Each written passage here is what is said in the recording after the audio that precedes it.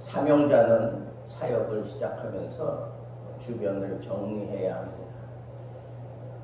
모세도 사명을 시작하면서 세 가지 차원의 정리를 하고 있는 모습을 오늘 우리는 이 본문 속에서 발견하게 됩니다. 첫째는 가정을 정리해야 합니다. 모세는 장인 이드로에게 가서 자기가 애굽으로 돌아가서 내 형제들이 아직 살아있는지 보려고 하오니 나를 보내달라고 그렇게 요청을 했습니다. 그것은 모세 혼자 가겠다는 얘기가 아니라 모세에게 이미 형성된 가정을 꾸리고 가겠다는 겁니다. 40년 동안 같이 함께 살던 그런 가정을 떠나보낸다고 하는 것이 늙은 아버지 이드로에게 그게 참 어려운 일이라고 생각할 수도 있었던 겁니다. 그런데 이드로가 평안히 가라 그렇게 보내고 있는 것을 봅니다. 마치 이 가정을 정리해야 되는 것은 이 가정이 함께하면 아주 큰 힘이 되지만 가정이 반대를 하면 가장 큰 걸림돌이 되는 겁니다. 그래서 사명자에게 있어서 이 가정의 호응이야말로 사명자가 사역을 하는 데 있어서 온전히 집중할 수 있게 만드는 가장 큰 원동력이고 힘이 될 수도 있고 또 반대로 가장 힘들고 어렵게 만드는 걸림돌이 될 수도 있다고 하는 이 사실을 우리는 놓치지 말아야 합니다. 그래서 모세는 이드로를 먼저 설득을 해서 그의 축복을 받으며 떠날 수 있었고 또 가다가 갑자기 하나님께서 모세를 죽이려고 하는 그런 광경을 십보라로 하여금 보게 만들었습니다. 십보라는 정신없이 쫓아가서 돌칼을 가지고 자기 아들의 포피를 베어서 할례를 행하고 그리고 그 포피 조각을 던지면서 당신은 내게 피난편입니다 라고 그렇게 고백을 했더니 하나님께서 모세를 도와주셨습니다. 아마도 십보라는 이 할례에 대해서 불편해했거나 아니면 대수롭지 않게 생각하고 그냥 넘겼던 것 같습니다. 그러나 하나님의 일을 하는 데 있어서 무엇보다도 하나님의 명령을 따라 행하지 아니하면 그것은 오히려 큰 화를 자초할 수 있음을 우리에게 보여주고 있는 것이라 생각합니다.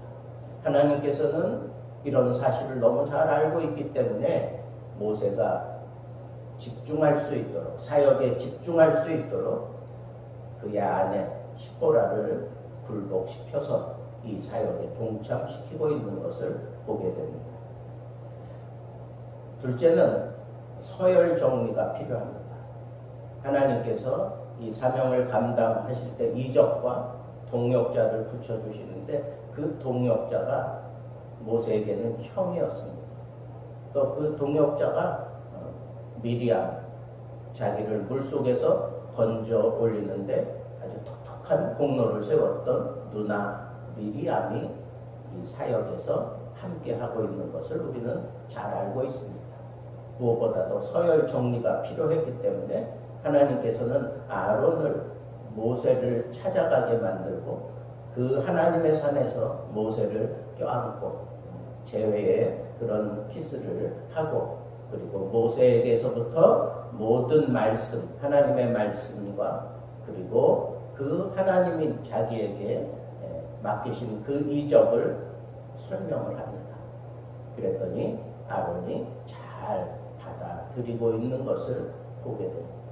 그리고 모세와 아론이 이제 백성들 앞에 가서 그 백성들에게 모든 말씀을 알리고 그리고 이적을 행하여 하나님이 그 손에 맡기신 이적을 행하여 백성들로 하여금 믿고 따르게 만들고 있는 것을 보게 됩니다.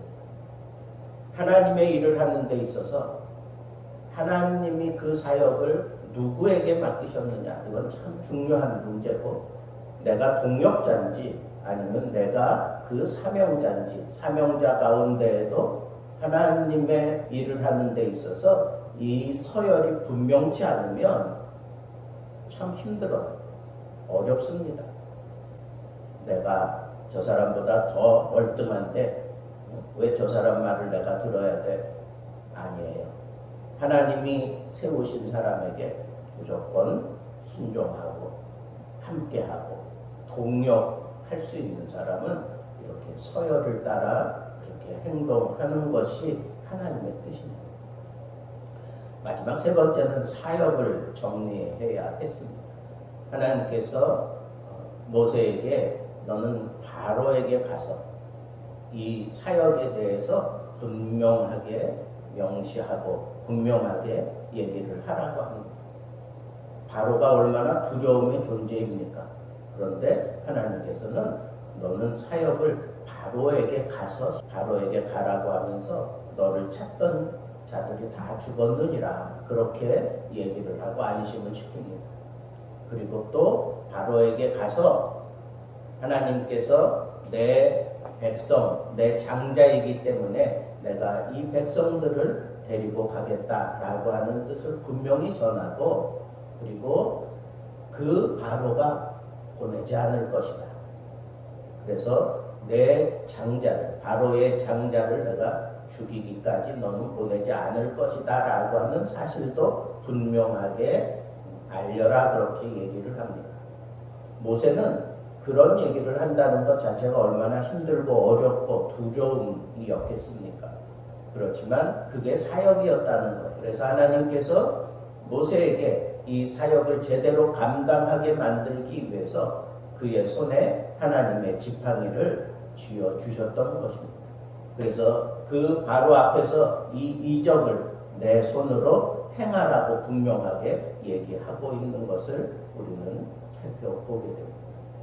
이런 사역을 정리함에 있어서 두려운 문제가 분명히 있는 것이 사실이지만, 그러나 이 두려움도 하나님의 명령을 따라 하나님이 이미 잘 보여주신 이런 힘과 그런 능력과 그런 말씀을 그 속에 담고 있기 때문에 두려워하지 않고 가서 바로에게 서서 내게 맡긴 이 모든 이적을 행하라고 하나님께서는 명령하셨습니다. 두려움을 가지고 그 바로 앞에 서야 되지만, 그러나 분명한 하나님의 뜻을 알기 때문에 하나님이 나를 변화시킨 것처럼 바로도 변화시킬 것이라고 하는 이런 믿음을 가지고 그는 당당하게 바로에게 갈 수 있었던 것을 볼 수가 있습니다.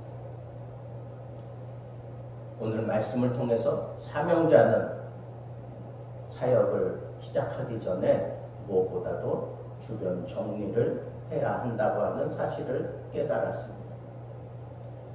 여러분, 나는 하나님의 뜻을 지켜 행하는 그런 하나님의 사명자라고 생각되어진다면 정리를 잘 해야 돼요. 가정을 정리해야 돼요.